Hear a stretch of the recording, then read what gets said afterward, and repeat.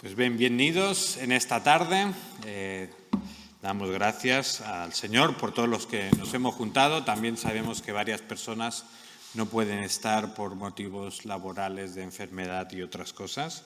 Las tenemos en mente. Pero ahora que estamos juntos, pues vamos a acercarnos a la palabra de Dios. Y en el día de hoy vamos a empezar una nueva serie. Hace unas semanas acabamos la oración en Juan 17, que hemos estado viendo durante varios meses, y hoy vamos a ir al libro de Segunda de Pedro. Así que os animo a que vayáis a vuestras Biblias y busquéis Segunda de Pedro, está hacia el final de nuestras Biblias. Y allí vamos a estar durante estos meses meditando en la palabra. El lema de este año hemos mencionado últimamente que es buscar, entender y amar la voluntad de Dios. Y parte de buscar y entender la voluntad de Dios consiste en conocer bien a Dios y entender cómo actúa Dios, por qué hace las cosas, qué propósito tiene Dios con cada uno de nosotros, qué planes tiene para el mundo. Y aunque el mundo en el que vivimos quizá nos ofrece muchas cosas para conocer a Dios, nos ofrece como a veces caminos secretos para llegar al conocimiento de Dios de una forma más profunda o para conocer dimensiones desconocidas, etcétera, etcétera, nosotros los cristianos sabemos que la forma más clara y concreta para conocer a Dios, ¿cuál es? La palabra de Dios. La Biblia, lo que el mismo Dios nos ha dicho de forma concreta al ser humano. En Segunda de Pedro vamos a estar viendo cómo la palabra de Dios es la revelación más segura a la que nos podemos aferrar. Pero también, en Segunda de Pedro, vamos a aprender a reconocer a los falsos maestros, aquellos que usan la palabra de Dios de una forma fraudulenta. Si queremos entender la voluntad de Dios para nuestra vida, para nuestra iglesia, también tenemos que, por un lado, reconocer cuando lo que nos enseñan está alineado con la palabra de Dios, viene de la Biblia, pero también tenemos que saber reconocer cuando lo que nos están enseñando no tiene nada que ver con la Biblia. Y por muy bonito que nos parezca y por mucho que nos haga sentir bien, si eso no viene de la Biblia, no es algo que deba ayudarnos a conocer a Dios. Hoy nos vamos a centrar en los primeros 4 versículos de esta carta. Segunda de Pedro, capítulo 1, vamos a estar viendo los versículos del 1 al 4. Y en estos primeros versículos vamos a aprender que los cristianos tenemos una esperanza gloriosa. Los cristianos tenemos una esperanza gloriosa. Pero antes de meternos en esta esperanza gloriosa, vamos a ver al menos quién es el autor de la carta y a quién la escribe. Fijaos los 2 primeros versículos, Segunda de Pedro 1, del 1 al 2. Simón Pedro, siervo y apóstol de Jesucristo, a los que han recibido una fe como la nuestra, mediante la justicia de nuestro Dios y Salvador Jesucristo, gracia y paz os sean multiplicadas en el conocimiento de Dios y de Jesús nuestro Señor. ¿Quién debe ser el autor de Segunda de Pedro? Está fácil. Pedro, ¿verdad? El apóstol Pedro es el autor de esta carta. Él fue parte de los 12 que estuvo con Jesús, pero estando incluso dentro de los 12, Pedro tuvo cierto liderazgo. Ahora, no como un papa, ¿verdad? Como a los católicos les gusta pensar que Pedro era el papa de la iglesia y lo que él decía iba a misa, ¿no? Según ellos pensaban. Pero es verdad que Pedro, aunque no era un papa, pero sí que era un líder dentro de los líderes de la iglesia. La carta que tenemos aquí, Segunda de Pedro, está escrita probablemente entre el 64 y el 68, después de Cristo, obviamente. Y allí nos encontramos a un Pedro que ya ha vivido mucho dentro de la iglesia. Pensad que más o menos habrá estado unos 30 y pico años ya sin Jesús, desde que empieza Pentecostés, o sea que ha vivido 30 años probablemente de ministerio.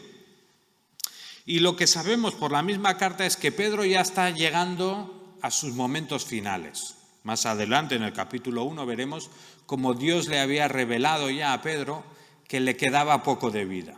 Y entonces él es consciente de este hecho y está escribiendo la carta. Y yo no sé si alguna vez os habéis muerto, creo que no, porque si no, no estaríais aquí, o si alguna vez habéis estado cercanos a la muerte. Cuando uno está cercano a la muerte ya no está para tonterías o para irse con cosas secundarias. Cuando uno está cercano a la muerte ya va a lo esencial, a lo vital, ¿verdad? Pues aquí tenemos a un Pedro que va a lo esencial. Esta carta de segunda de Pedro nos habla de cuestiones y de aspectos esenciales de nuestra fe. Además, pues también tenemos en cuenta que la carta va destinada pues a creyentes en general. El versículo 1 dice que escribe a los que han recibido una fe como la nuestra. O sea que, ¿quiénes son esos? Los creyentes de todo el mundo. Podemos pensar que Pedro estaba escribiendo, igual que la primera carta, pues a una serie de cristianos que estaban repartidos por muchos sitios, que muchos de ellos probablemente estaban sufriendo, estaban siendo perseguidos, pero aquí no se nos dice exactamente quiénes son estos receptores. Lo importante es que vemos que Pedro tiene la intención de que los creyentes que reciben esta carta crezcan en la gracia y en la paz mediante el conocimiento de Dios. O sea que lo que escribe Pedro tiene la intención de hacer crecer en gracia y en paz a través del conocimiento de Dios. Por eso veremos que hace énfasis en conocer a Dios.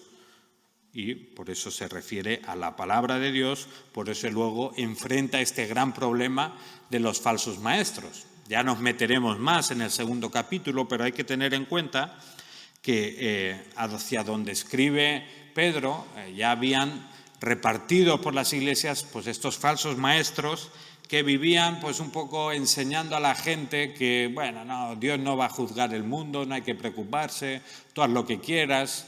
Ellos decían que el juicio de Dios no iba a llegar y que entonces eso pues les daba la libertad de vivir como querían, podían entregarse a sus deseos carnales, a emborracharse, a la lujuria y a todo, y no pasaba nada porque el juicio de Dios, decían, eso no va a venir. Entonces esa era una de las principales falsas enseñanzas. Y Pedro está luchando contra esa falsa enseñanza y en el capítulo 3 veremos cómo enseña que el juicio de Dios sí que viene. Vamos entonces a centrarnos en los versículos 3 y 4, ya hemos visto un poco las cuestiones introductorias, y aquí en versículos 3 y 4 sí que vemos que los cristianos tenemos una esperanza gloriosa. Y hay dos motivos por los cuales podemos decir que tenemos una esperanza gloriosa. Leemos los versículos 3 y 4.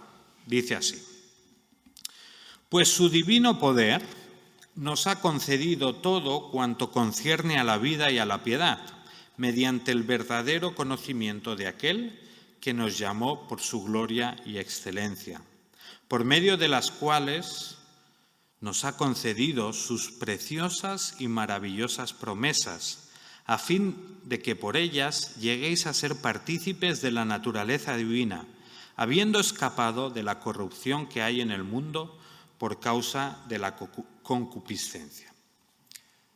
¿Alguien se ha enterado de algo? Aquí hay dos versículos, pero que nos dejan un montón de palabrejos, ¿verdad? Y un montón de información que parece complicada. Y ya os digo, en 20 minutos no vamos a explicarlo todo, ¿vale? Pero sí que nos vamos a fijar en dos cuestiones principales que nos llevan a recordar que los cristianos tenemos una esperanza gloriosa. El primer motivo es que nuestra esperanza es un regalo. Nuestra esperanza es un regalo. Fijaos en estos primeros versículos y vamos a ver allí que Dios lo ha hecho todo. Fijaos cómo aquí se nos señala repetidamente que Dios es el origen de nuestra esperanza. El versículo 1 dice Pedro que escribe a los que han recibido una fe. O sea, es gente que ha recibido una fe. Efesios 2 nos dice que la fe es un don de Dios, la fe es un regalo de Dios. Entonces vemos, versículo 1, los que han recibido una fe como la nuestra. Significa que la fe es un regalo de Dios, es algo que Él nos da. El versículo 2 además dice que por el divino poder de Dios se nos ha concedido todo cuanto concierne a la vida y a la piedad. Otra vez esta misma idea. Hay algo, en este caso, lo que dice la segunda parte de la frase, que se nos ha concedido, se nos ha regalado, se nos ha dado. Seguimos y después dice el versículo 4 de unas preciosas y maravillosas promesas que se nos han concedido. ¿Veis? En pocos versículos esta misma idea se repite. Se os ha concedido, se os ha concedido, se os ha dado. Pedro está dejando claro en todo momento que nuestra fe, nuestra esperanza, es un regalo de parte de Dios. No es algo que trabajamos nosotros para conseguir, no es algo que nosotros tenemos que sembrar para luego cosechar y luego recoger. Todas estas cosas que se están mencionando son regalos que recibimos. Hay un comentarista que escribe que Pedro, cuando se refiere a esto de participar en la naturaleza divina, lo que está haciendo es tomar prestado un concepto de los filósofos griegos de esa época, los cuales exhortaban a la gente a esforzarse, a dejar a un lado los placeres terrenales y a esforzarse por llegar a ser como los dioses. Como que los filósofos, que se creían que eran como los superiores, animaban a los otros, no, tú tienes que dejar esto y dejar esto y dejar lo otro, y así participarás de la naturaleza divina, ¿no? Llegarás a ser como ellos y serás mejor que los demás.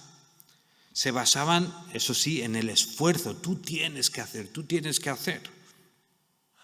En cambio, lo que vemos en esta carta es que Pedro le da la vuelta y dice, se nos ha concedido, se nos ha regalado. Todas estas cosas tan bonitas y preciosas, ¿qué son? Son un regalo de Dios. No es algo a lo que estamos trabajando para conseguir, sino que es algo que hemos recibido, como dice aquí, mediante la justicia de Dios y de Cristo. Señala que su poder divino nos ha concedido todo lo que necesitamos a través del conocimiento del que nos llamó y que nos ha concedido estas promesas maravillosas y preciosas. O sea que si nos fijamos, notamos en todo momento que el protagonista es Dios. Que Pedro nos está diciendo, oh, mírate a ti mismo, sácalo todo de ti y entonces lo conseguirás. Sino que está repitiendo esta idea. Todo es un regalo de Dios. Y no sé si puedes notar la diferencia, en ese caso, entre lo que los filósofos animaban a la gente a hacer, pero quizá hoy también, entre el mensaje que el mundo nos da. Porque un poco lo que recibimos hoy en día también es, te lo tienes que ganar, lo tienes que trabajar, tú eres el que consigues tus sueños. Si te pones a mirar vídeos inspiracionales, todo se consiste en, no, tú tienes que hacer un clic, un cambio de chip, tú tienes que hacer esto, tú tienes que hacer lo otro, entonces vas a conseguir todas las cosas que deseas. Incluso en algunas iglesias también, no, lo que tú tienes que hacer es, tú dame 1.000 euros y ya verás que luego conseguirás todos tus sueños y tus deudas desaparecerán, etcétera, etcétera. Todo se basa en ese mensaje de, tú tienes que hacer, tú te tienes que esforzar. Y eso es lo que el mundo nos enseña. Si pensamos ahora pues, en deportistas, ¿no? Yo me imagino a Rafa Nadal, cuando él, ahora ya no tanto, ya está un poco más mayor, pero cuando en sus tiempos mozos iba a Roland Garros, pues él no tenía su esperanza puesta en cosas externas. ¿Él en quién confiaba? En él, en su experiencia, en lo que él había entrenado, en lo que él era capaz de hacer. Cuando un cantante famoso da un concierto, su esperanza en que vaya bien es en que ha ensayado mucho, en que han hecho buena publicidad, en los efectos especiales, en cosas que son capaces de hacer. Su esperanza la esperanza de este mundo muchas veces está en nosotros mismos. Sin embargo, Pedro está escribiendo a personas que no se han ganado nada, que no tienen su esperanza puesta en su propio esfuerzo, sino que su esperanza está puesta en lo que Dios les ha dado y les ha regalado, en lo que Jesús ha hecho por ellos. Ahora, ¿es gloriosa una esperanza que es regalada? Sí, ¿verdad? Porque qué bien que no nos tenemos que ganar esta esperanza. Qué bien que no tenemos nosotros que sudar la gota gorda para entonces poder descansar en el Señor, sino que al revés. La esperanza que tenemos es algo que el Señor nos regala abundantemente, es algo que nosotros no nos hemos tenido que trabajar. Y mientras el mundo te dice, por ejemplo, querer es poder, ¿verdad? Si tú quieres, puedes. La Biblia nos dice que el divino poder de Dios es el que nos ha concedido todas las cosas. Así que tenemos esta esperanza gloriosa porque es una esperanza regalada. Pero si seguimos leyendo, nos damos cuenta que la esperanza que tenemos no solo es gloriosa porque es un regalo de Dios, sino que esta esperanza es gloriosa hacia lo que apunta. A ver si me explico bien. Lo más glorioso de esta esperanza no es solo que sea un regalo, sino que lo más glorioso es la realidad hacia la que apunta. Fijaos el versículo 4, lo volvemos a leer, dice así: por medio de las cuales nos ha concedido sus preciosas y maravillosas promesas, a fin de que por ellas lleguéis a ser partícipes de la naturaleza divina. Fijaos esta frase: a fin de que por esas promesas lleguéis a ser partícipes de la naturaleza divina. O sea, Dios nos concede, según esto, participar de su naturaleza. ¿Qué significa esto? Porque sin mucha explicación puede ser peligrosa la frase, ¿no? Quizá aquí los mormones estarían frotando las manos porque ellos piensan que luego todo el mundo serán dioses en su propio universo y tendrán un montón de cosas. O sea, ¿estás diciendo eso este texto? No estás diciendo eso. Pero sí que estás diciendo que participaremos de la naturaleza divina. Si nos fijamos en el contexto más inmediato, a continuación vemos que Pedro equipara este participar de la naturaleza divina con lo siguiente, que dice escapar de la corrupción que hay en el mundo por causa de la concupiscencia. O sea que Pedro está implicando que hasta cierto punto apartarse de la corrupción de este mundo y adoptar la naturaleza de Dios es ese participar de la naturaleza divina. Ahora, no por un esfuerzo propio, ¿verdad?, como decían los filósofos, sino por un regalo de Dios. Participar de la naturaleza divina es participar de esa naturaleza santa, pura y limpia de Dios.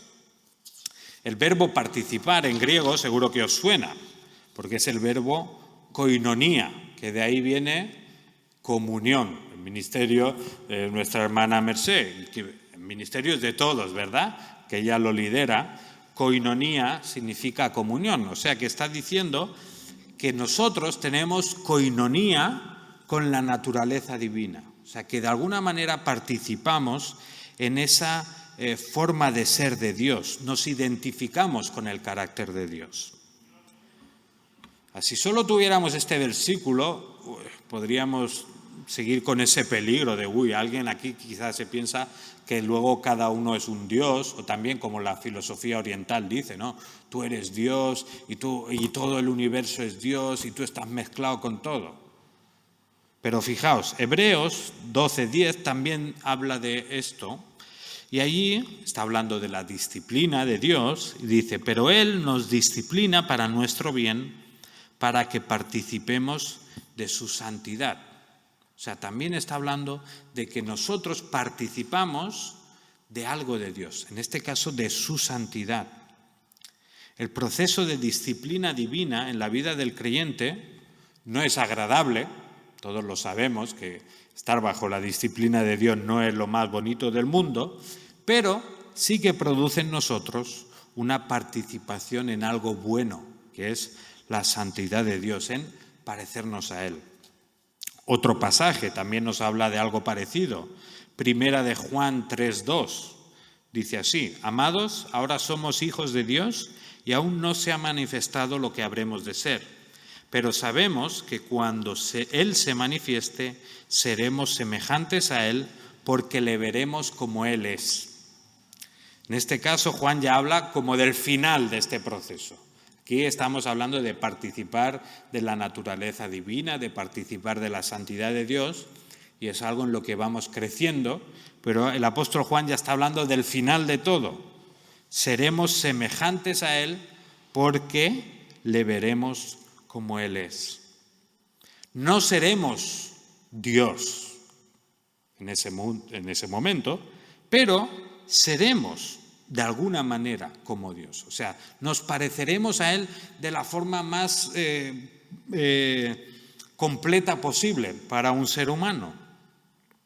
No participaremos de su esencia, pero participaremos de su naturaleza, o sea, seremos semejantes a Él.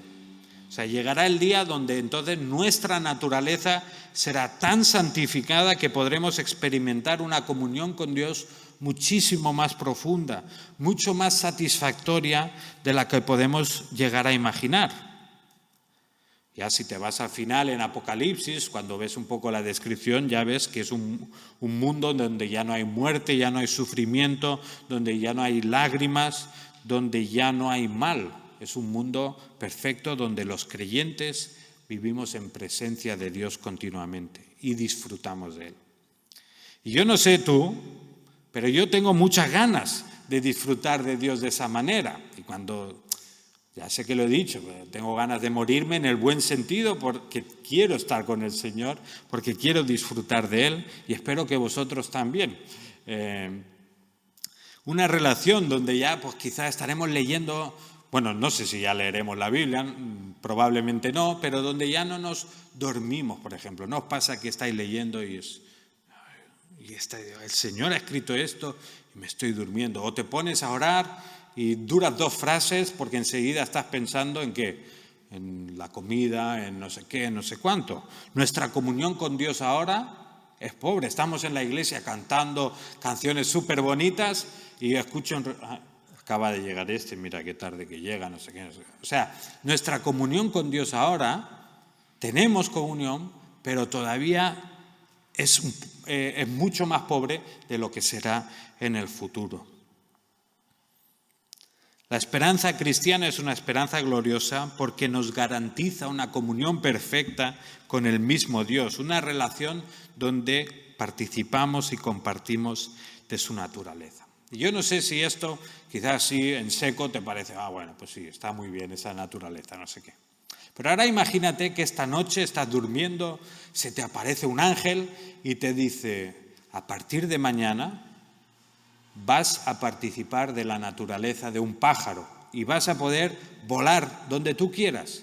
Vas a desplazarte por los sitios sin ya tener que aguantar los atascos, sin tener que coger el tren, que van súper bien, aquí no hablamos mal de los trenes, pero sin tener que hacer cola, sin tener que pagar billetes, vas a volar, vas a ir donde quieras, a las montañas, cuando estés estresado te vas un momento allí y vuelves.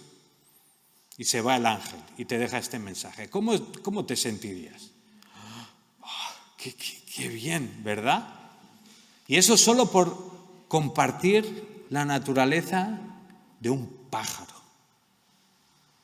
Cuánto más glorioso es el hecho de que la palabra nos dice que vamos a participar de la naturaleza divina, que llegará un momento, que ya lo hacemos en parte, pero llegará un momento donde nuestra participación de la naturaleza divina será mucho más profunda y mucho más completa.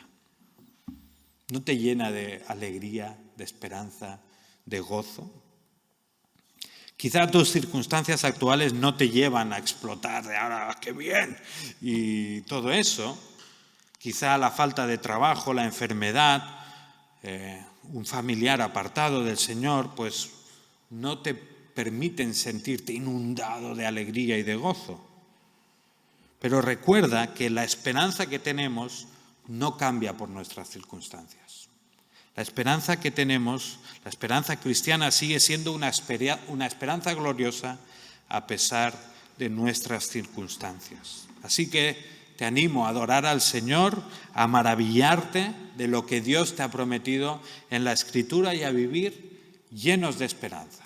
Y recordar que tenemos una esperanza gloriosa porque es un regalo, pero además tenemos una esperanza gloriosa porque nos apunta y nos recuerda que participamos y participaremos todavía más de la naturaleza divina. Así que vamos a darle las gracias al Señor. Pediría que 2 o 3 personas podáis orar en respuesta a este mensaje.